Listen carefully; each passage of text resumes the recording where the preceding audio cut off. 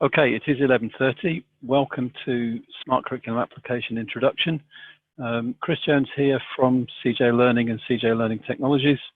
I've been in education now for 35 years.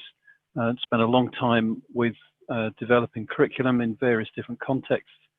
And the work of Smart Curriculum is the product of that time working across the United Kingdom and out into other places. Thank you for engaging with this webinar. We're going to cover today the integrated curriculum finance planning as it has become known in the UK, and its application and why Smart Curriculum is what it is. We are in an age of measurement, but we're moving into an age of inspiration. That's what we're calling this the post-pandemic phase is an age of inspiration. And to me, that means there needs to be understanding and ability to grow what you're doing. So let me dive straight into the introduction and then I'll cover some of the points. If you've got questions as I'm talking, as it's a short webinar, please just drop them in the chat. I will respond at the end if I can. But if there are things that you want to, I've got them on the screen here. So if you want to ask as we go through, but I will keep to the presentation pattern. It's intended to be about 45 minutes, but it can be as interactive as you wish. You've all got your microphones muted. So if you do need to ask something or you'd like to ask a question as we go through, please do just drop that in the chat. We are expecting a few others to join us as we go through, and we'll see how we get on. Okay, so the Smart Curriculum introduction. You might be familiar with these standard benchmarks that are evident in most schools.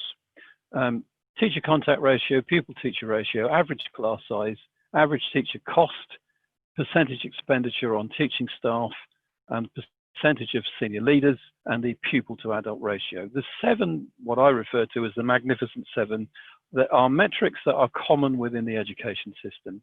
The teacher contact ratio is a measurement of the percentage of staff at any point in time that are facing learners. Obviously, the percentage of expenditure on teaching staff is that measurement of our teachers are our most expensive resource. But in this age of inspiration and moving forward, there are questions being asked about, are there other ways to provide education? And certainly some schools within this pandemic season have struggled to find the funds to provide additional resourcing. Now, it's not to say that we would take that away from teaching, but the one thing that this opportunity affords us is that ability to understand how we are spending and what we're doing and what we could do in future times in terms of moving things forward. Clearly, there will be an impact on pupil teacher ratio, excuse me, and the average class size, because there will always be that debate about what's the right size of class to deliver. And certainly there are clear concerns about those class sizes getting too large. There doesn't seem to be concern about the class sizes becoming whatever we call too small. And similarly, what do we mean by them being too large? I hear lots of conversation about class sizes being concerning because they are getting too big, but very few people will articulate what they mean by too big. If you consider that the OECD and the UK government reports on average class size in the UK actually puts it at around 17, and most of the conversations around average class size get concerned when they increase above 30. But it's quite an interesting mismatch, because that's nearly 50% of that class size. The average in Britain across the education system currently stands at 17.6. Now that means if there are class sizes of 30 plus, there must be many that are 10 minus. Now clearly that relates to the small rural school, but that's not entirely the picture, because small rural schools have other ways of managing their classes, rather than just simply having 1 year one class group, or 1 year class group and maybe forms of entry. there may be other ways that they're achieving it. So vertical delivery. So you can see the metrics that are there. They are the standard ones that are being talked about. And if you've been involved in the academies movement, you will know that the government are now collecting data on that. And those key characteristics are formed in the School Resource Management Advisors self-assessment tool. Now, the School Resource Management Advisors are there. They were originally set up by Lord Agnew to try and produce a conversation about how we are resourcing school. Now, this works universally across the world. How do we put the resource that we need into the classroom? We have a fixed amount of grant income. There may be some supplementary income, and you can see those reflected in this kind of measurement tool.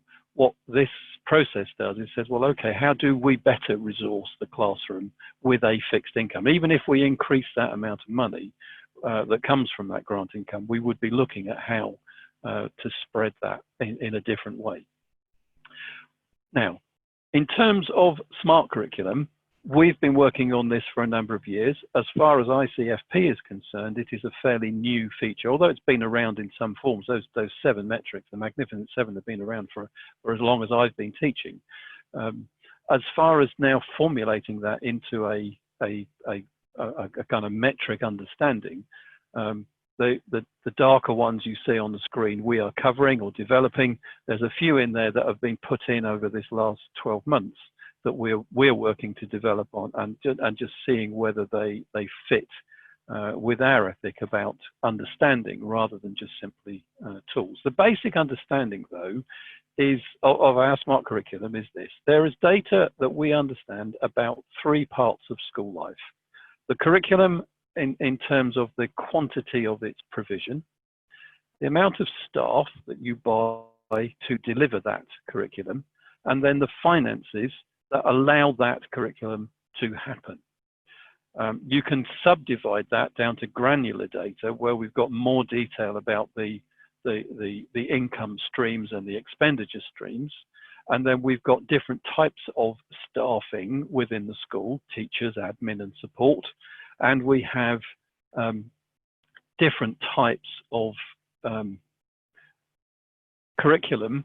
There's the taught curriculum, the teacher-led curriculum, and we also have the support-led curriculum, so the education support staff and how they operate.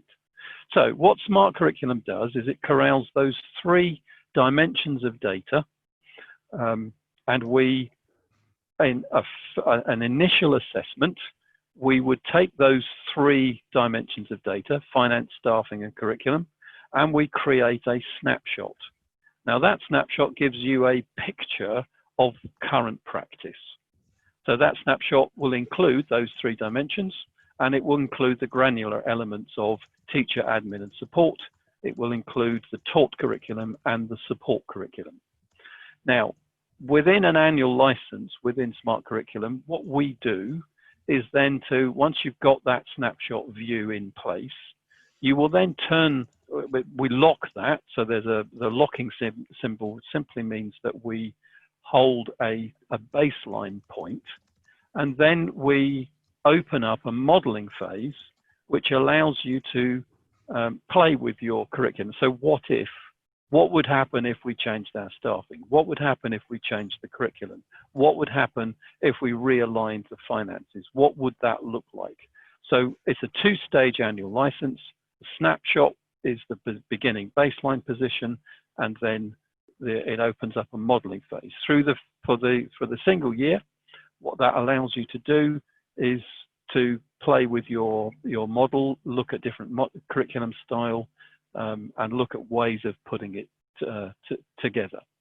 Now, just come to this understanding. I'm just moving quickly through these principal elements, and then we'll get to the app. So what I would present to you, that within the education world, there is very little understanding of what a baseline would look like. So how do we calculate a baseline? Now, it comes from, is the school built around the number of children that are in the school currently?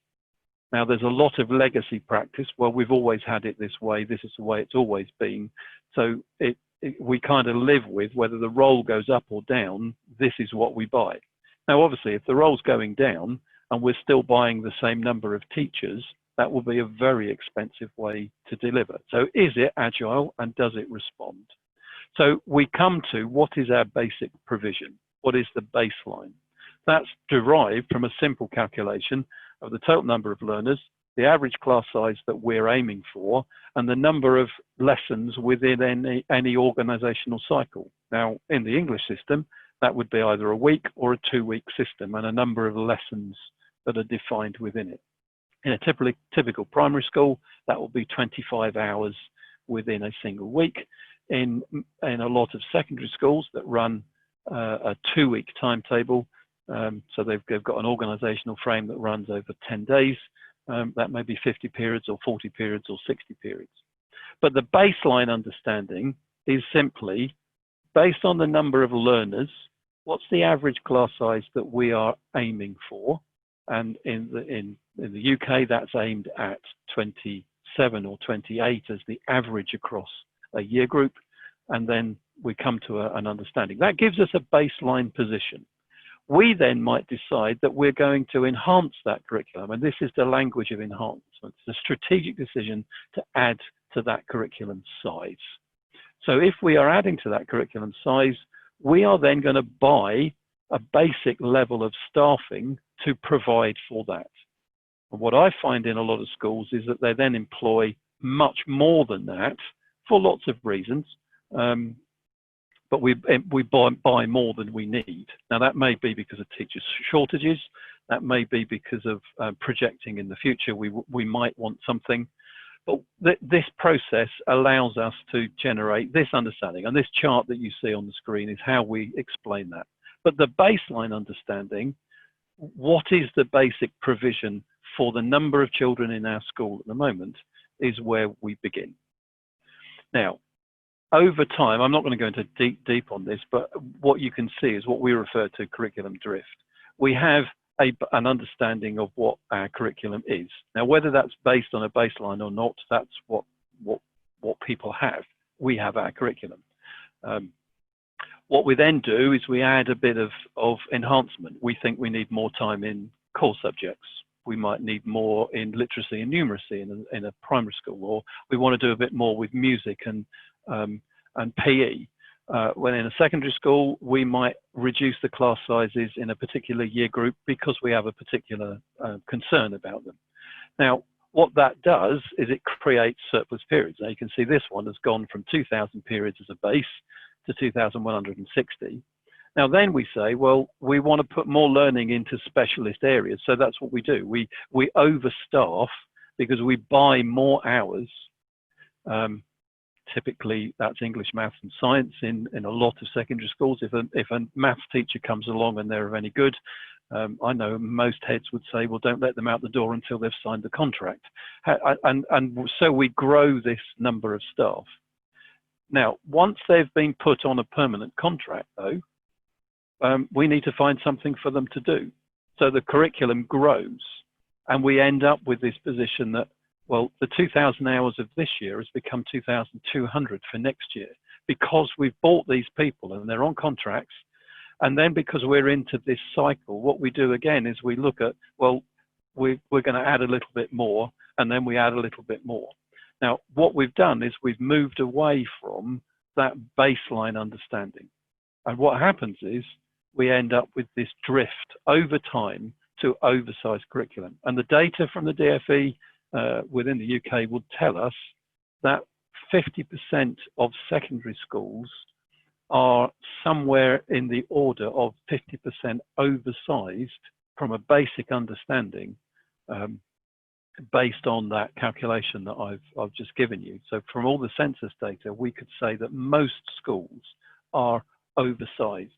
And then we wonder why there's a real challenge to budgets. Now, as far as smart curriculum is concerned, what we are more concerned about is not just the metrics. We don't want to beat people over their head with your average class size is too small, the number of staff you've got, your contact ratio is not right. What we talk about is our emphasis is understanding, not measurement. So if I showed you what an all-through school looks like, that's a typical all through school from nursery through to year 13, we can see where people are investing their time. The question in a progress culture is that the most effective way? So what the profile tells me that we've put a lot of time into year 5 and 6. What I would describe that as a threshold mindset. We put our time where the exam thresholds are. And this is not untypical of schools. And I'll just show you some other examples. A secondary school, very much more emphasized here. We've got a year 11 with lots and lots of extra time. Over time, that might change. Now, it's not to say that enhancement's wrong. Of course, we need to put time where the student needs are.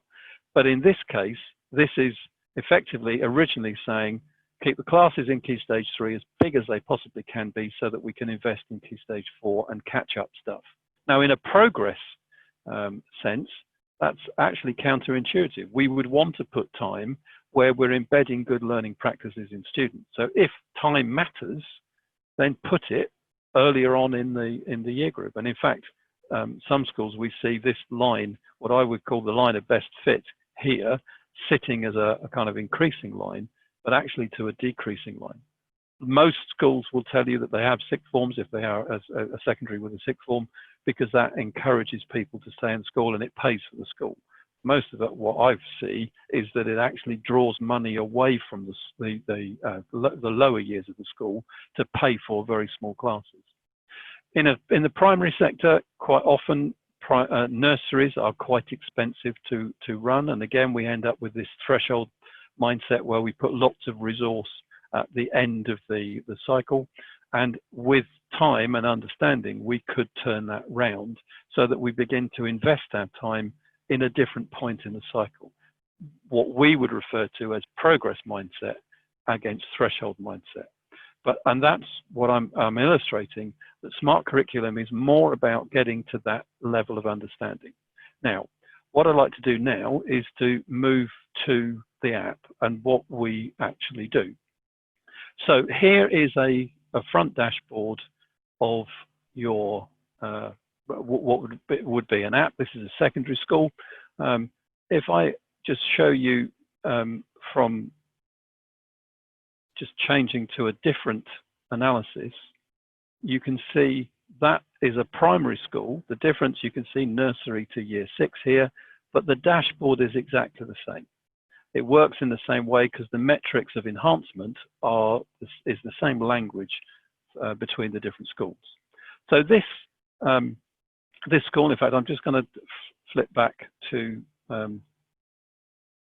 February secondary, just for purposes of this demonstration. So here we have the secondary academy. Enhancement here is well below the threshold set between 3 and 8%. So where I was talking about drift a moment ago, this school has worked on changing its setup and has reduced the amount of enhancement. They've got still quite a lot of work going on in Key Stage 5, but this may be about legacy or it may be about desire. That could be that there's a legacy curriculum that they're working through. Now, what we show is that this gives us an indication of how much enhancement's going on in the school, and we can see where it is. Below here, we can see performance measures. Now, you could say if we put all of this expensive time in, is it producing the results? So it gives us an idea of Ofsted measurement and performance tables outcomes. Now, obviously, in current climate, that's going to be suspended for a while in terms of tables, but you will have an understanding of progress relative to start points.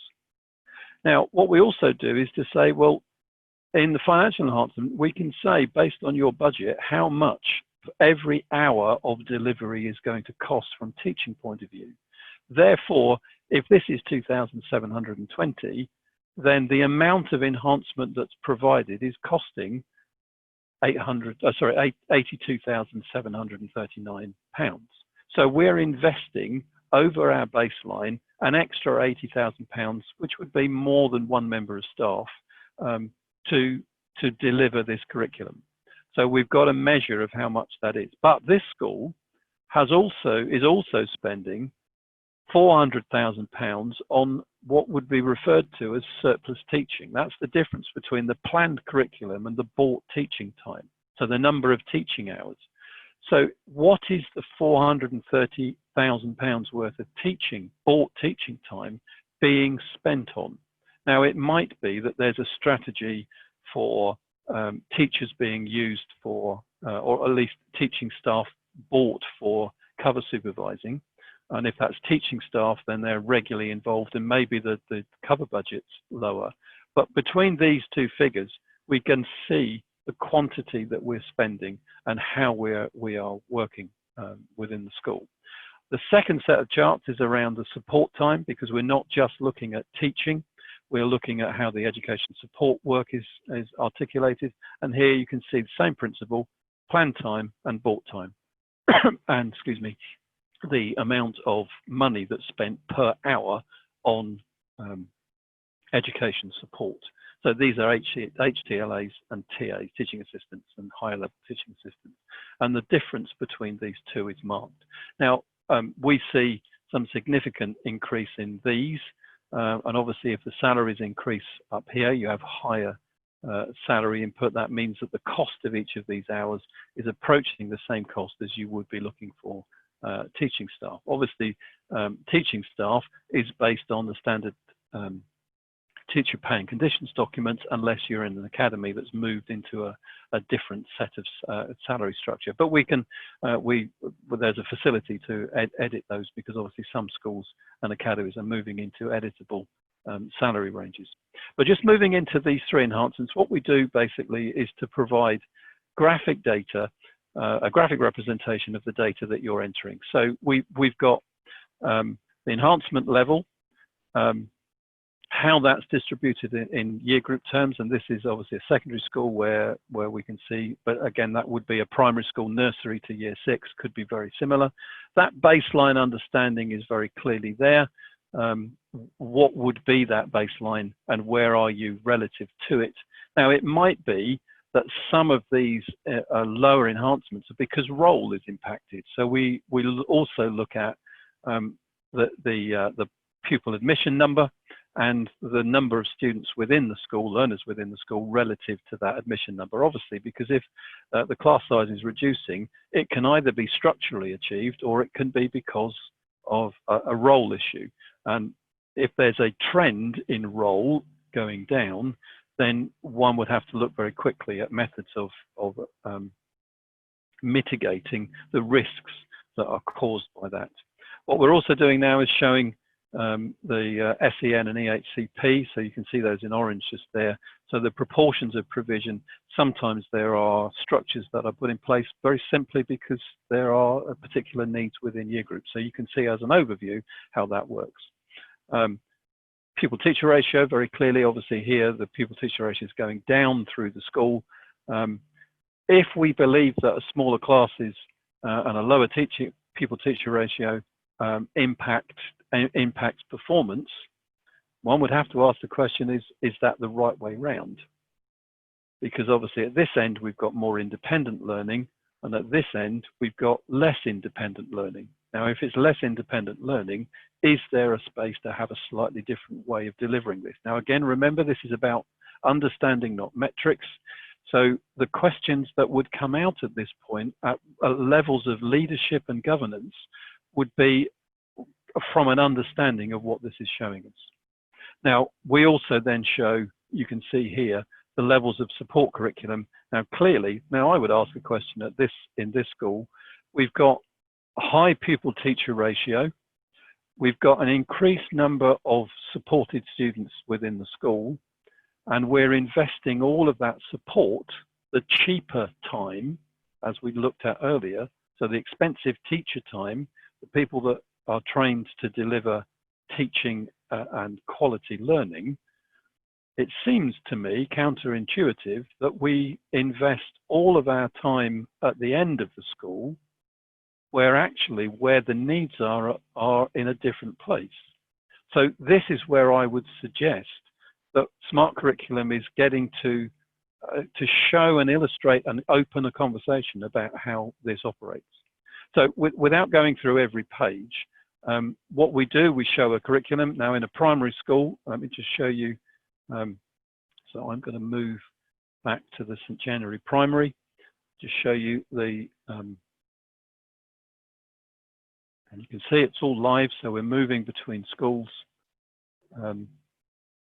So a primary school would have a very much more simplified curriculum. Now it may be that we've got in this school some time for PE, some core delivery, and some literacy and numeracy. One of the questions around primary is whether we split classes down into smaller units. They've got 2 classes of 30 here. Sorry, 2 classes of 28.5, where 2 classes built for 30.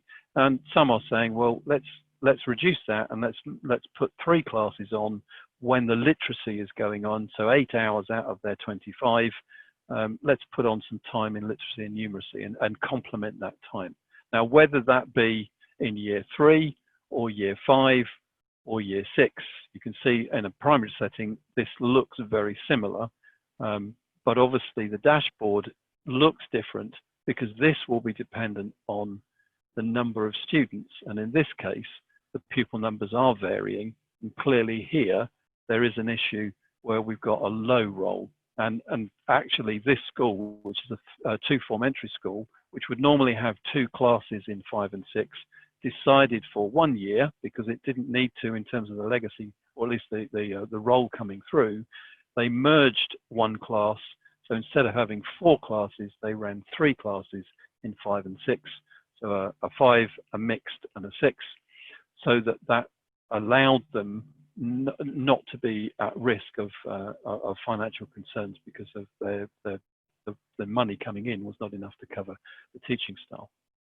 So we do also look at staffing in more detail. So we've got staffing charts and where we're planning curriculum and where we've bought specific teachers.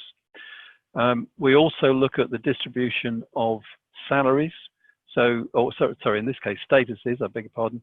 So leaders, qualified teachers, UPS teachers, newly qualified teachers and unqualified staff. So we're looking at across the range, what's the proportion of people? Now, clearly in this staffing body, a large percentage of the staff are qualified or qualifying, and a small number of UPS staff. Certainly in the primary sector, we do see quite a lot of staff where the whole of the teaching staff body are on the UPS scale. Now, clearly that will increase the salary. That's an indicator. When we see that on the main dashboard, the cost per lesson go up because we've got lots of staff in that field. Now, as a leadership team, what would we do to strategize for that? Well, there are lots of solutions, but again, it's about gaining understanding and responding to that understanding. There's also here the supplement element. So this is those staff that are given teaching and learning responsibility points over and above your main professional salary, if not in leadership. And obviously, for those that don't have a TLR and those that do have a TLR, the sum of these two should not be larger than the body of teaching staff. And if, I'm sorry to say, I have seen some schools where that's the case, where we've got leaders in schools that are also taking TLR responsibilities, and this would expose that. That's an understanding.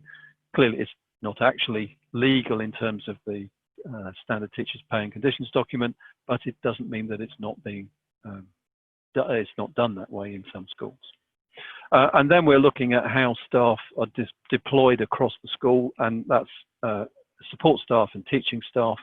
So teaching staff, there are less teaching staff in the nursery, but in this case, the nursery demands more because the class sizes are smaller, because the role in the nursery is smaller. So I've got staff in there. They are, in fact, in this school, a lot of leaders. So we're putting a lot of leadership time in nursery. And the question was asked, well, would that be better deployed elsewhere? And in fact, the school, having got that understanding, have made some changes, significant changes to the way they operate. Now, just to make some general remarks about smart curriculum. So we've got the data that you can see represented in this form, but we've also got tabular data on the data sheets. So you can move between data in table form, and we've got more data here. So education support staff, hours bought and planned, you've seen there, the number of HLTAs and TAs. We've got the cost per FTE, the full-time equivalent, the number of staff. Obviously, there's clearly quite a lot of part-time staff here. And then we've got the same in the admin staff, so 11 staff providing 7.7 FTE. We've also got the means to show, and I'm going to flip here again back to the secondary academy, just to show you this chart. So on the staffing data, the chart that you've just seen there, we've got, this is basically supply and demand. So effectively, in my art and design department, I've planned 106 teaching periods. I've bought 108. I'll show you where that comes from in a moment. So I've got a surplus of 2. Now, in a school that's running, and they use this a management tool, I want to see the number of staff who are vacant. So the number of teachers that I'm looking to appoint in this cycle, or the number of support staff or admin. So these are agreed vacancies. Within the app, you can print that. It copies it to PDF, which you can print. That piece of documentation would be an agreed piece of paper that would be used by HR department or finance department if they're looking at the roles that are there, or the leadership of the school would use that as these are the appointments that we're going to make within this cycle. So it's a way of getting you to that point of a discipline of, so what do we need, rather than the one in, one out cycle that we see in a lot of places. Just because someone's leaving, do we need to replace them? Well, if we're changing the curriculum, that may not be necessary. So this is a way of corralling that information so that we can print a vacancy list, and that's an agreed list that would come from the data, and that comes from this point. Now, so at that point, how do we get to that information? So in our background, we have a data hub, which this is live, so it's just taking a moment to load. Here we have the data on the teaching staff. Now, obviously, because of GDPR and other things, I'm not using a live school. I'm using a dummy school. It's actually taken from live data, but adapted. So the teacher codes are unidentified. We've got calculations of the amount of allowance based on the cycle that you produce. We've got the type of contracts, permanent, agency, or fixed term. And here we've got some vacancies identified. What we can also see is we've got the role that they undertake, the full-time equivalent, these are all teachers, and then what they teach. So we might have a business teacher that teaches also some computing. We have we've got a maths teacher that only teaches maths. We've got a history teacher that provides some English and a bit of media studies. Now, all of that curriculum has been entered. So in the same way, that that's entered, we've also got the ability to do the same with our support staff. So here are our support staff identified. We've got there now a support staff FTE is calculated differently because it's based on the number of hours a week and the weeks per year. Sorry, other way around, weeks per year and hours per week that they undertake. So that's calculated differently and calculated automatically. Now, they obviously won't deliver to the curriculum, so that end of the data is empty. And then we have our admin staff. Now, the admin staff are all of the other people, the technicians, the ground support, and here you can see a list of those kind of roles. Now, all of that data is what is entered by you at the beginning of the cycle. Remember what I said earlier, there's 3 dimensions of data. I'm just going to go back to the data entry hub to illustrate that. So here is our data entry hub, and what you do is to manage this data. Now, we have within the system levels of permission of access. So you can have read-only access, full access, governance access, and curriculum only. So if you want to keep people away from finances and staff data, then they can see just and enter data on curriculum only. We've got the support work, which you saw, so types of support and the basic structure, whether it be pupil-led or type-led. So that might be that you run dyslexia support or EAL support or general in-class support. That data is structured within this part of the app. We've got obviously data on your student numbers, your performance measures data that I referred to, and then global parameters. If I'm going to use this as the example, we would be looking for your expenditure budget, your income budget, and you simply fill in. Now notice it's not currency dependent, although on the front page it's represented in pounds because this is for a UK. This can be calculated in any form. These are standard education grants, so these are drawn from the Academy's grant structure and reporting.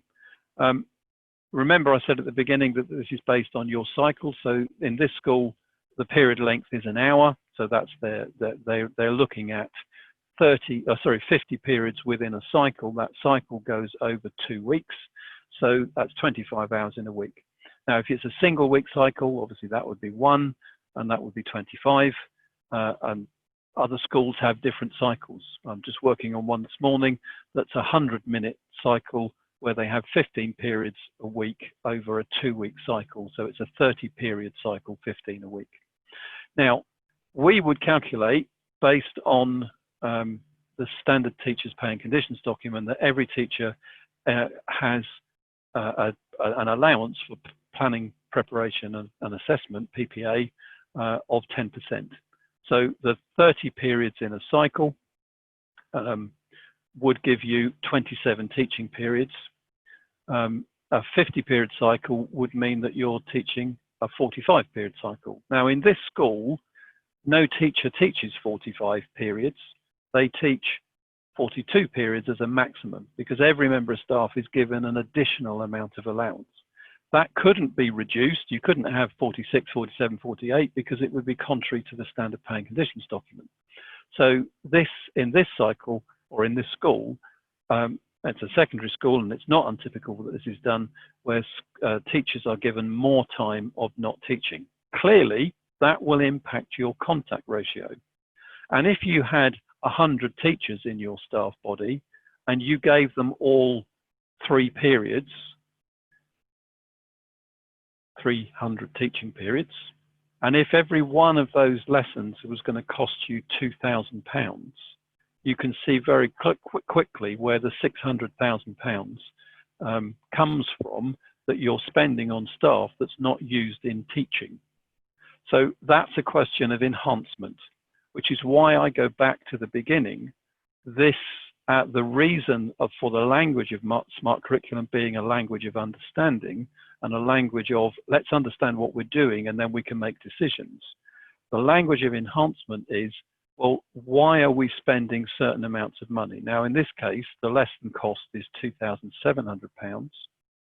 They don't have 100 teachers, so it's not that amount, but they are spending £400,000 on non-teaching teaching periods. Now, that's not when to consider management time. So management time would be separate from that because there would be a cost. This is unused teaching time.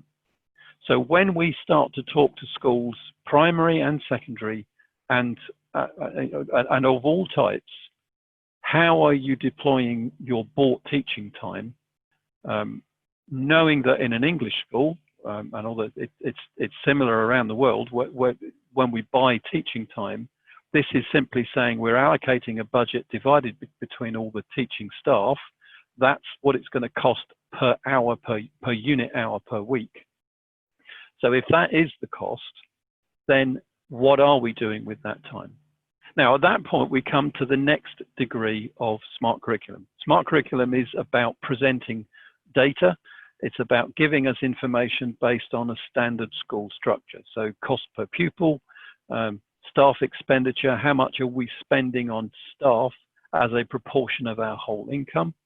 Now, this is an interesting one where we stand within the pandemic at the moment, because this chart shows us the per pupil funding, what we get by grant or by, if you're an independent school, by fees, and then what we rely on, either letting or other income. But if our substantive salaries are more than our grant income, our per pupil funding, then we are relying on lettings and other income to provide for those substantive salaries.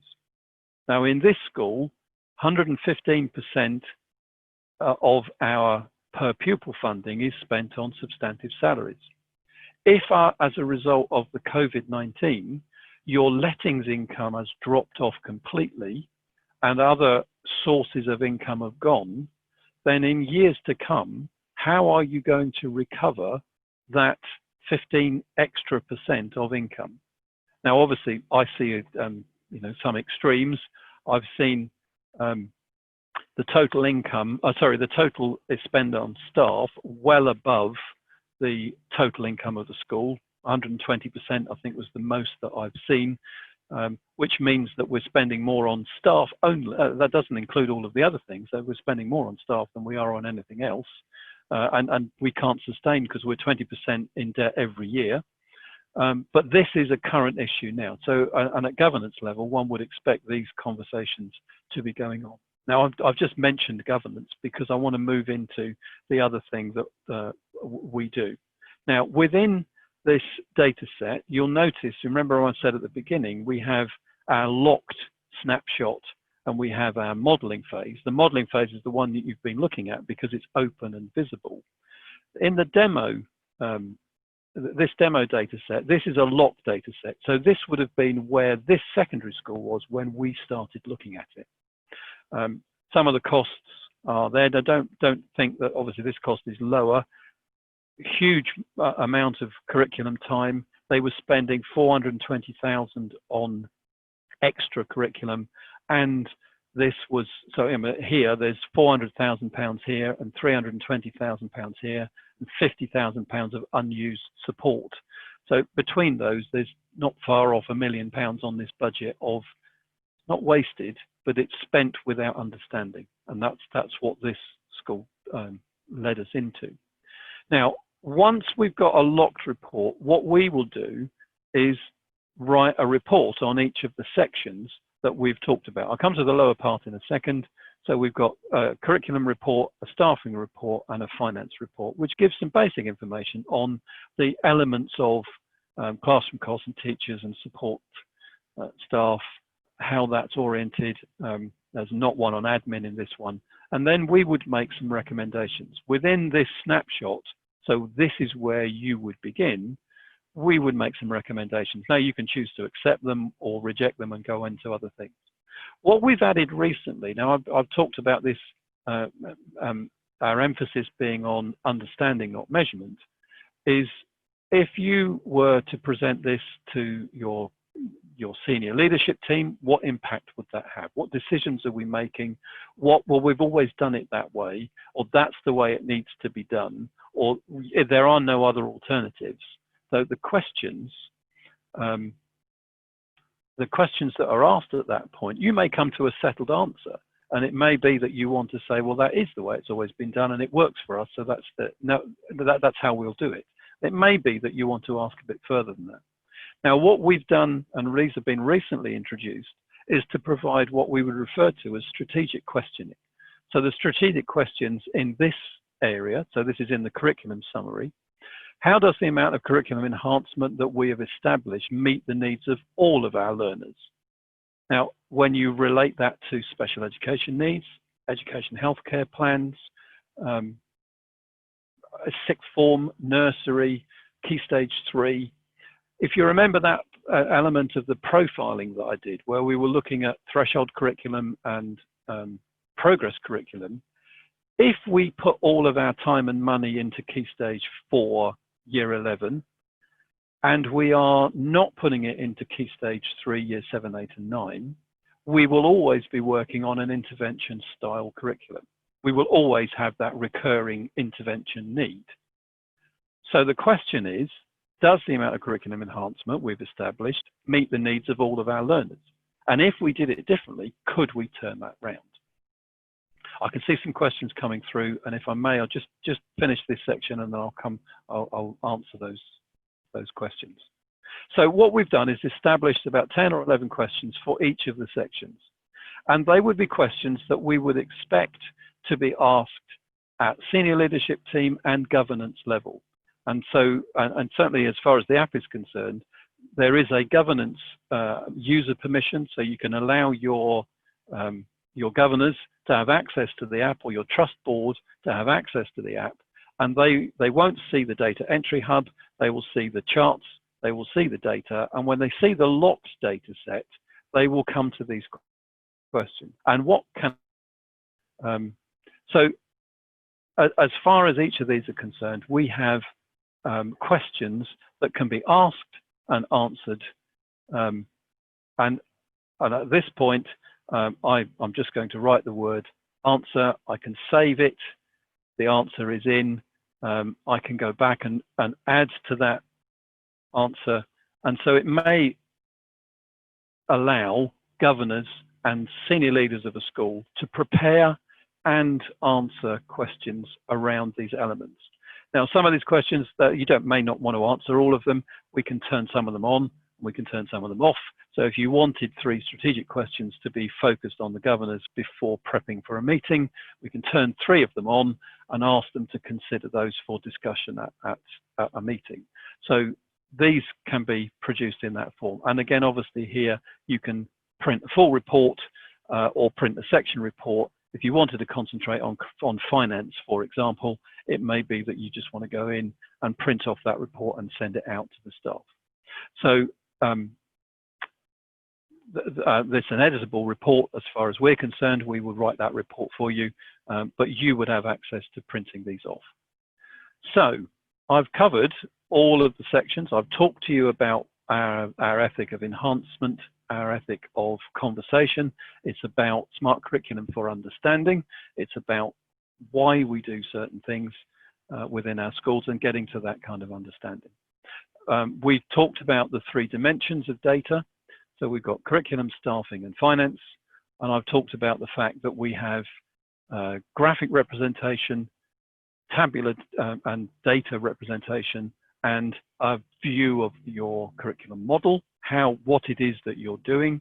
And there always is key data and key understanding and elements of what's going on in this school that I can see for people to read. The app itself is fully compliant with tablet and phone, so I can see this on my smartphone if I need to.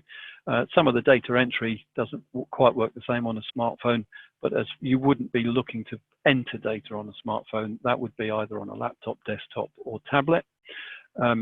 The reporting is set up in that 2-stage report. So we've got our first stage data entry, locking, as I said to you, the snapshot and how that snapshot works. If I just go back through, if you remember, sorry, here, when I talk to you about this process, so the snapshot takes those 3 elements of data and gives you that picture. Once the snapshot is locked, we then move to our modeling phase, which remains open within that license. Some people ask us, and if you go to the website, you can see cjlearning.com, go to the Smart Curriculum section. There are some frequently asked questions there. Some people say, well, can you have multiple models? Well, we've actually found in the process that that's not terribly useful. You can use the model and change it and play with it, and you can actually export the data if you need to Excel. You can also just leave it all within the app. Modeling lots of different versions, we've made that facility available and then people don't use it. What I would suggest is it's a live modeling tool. So once you're happy that you've got, and you can change it all the way through the year until you've settled, once you've settled it, then it becomes the basis for the next year. So effectively, this is our current practice, and then this becomes our next practice and is an open conversation until we're ready to run it. When we do run it next year, we have a start evaluation that we then, so we have a snapshot in the next year, and our rolling license process allows you to buy a license for the first year, set all the data up, and then it becomes cheaper in the following years because you haven't got all of that setup process. So you can see the data that's on the screen. If there are any other questions, I hope I've covered what you've asked there. It's been very focused around that flexibility and the PPA. As far as buying in, or at least getting involved, or want to know more information, if you go to our website, cj-learning.com, look for SMARTcurriculum or go to contact us, you can book a 15-minute call with me or my assistant, Nikki, where we will talk through with you.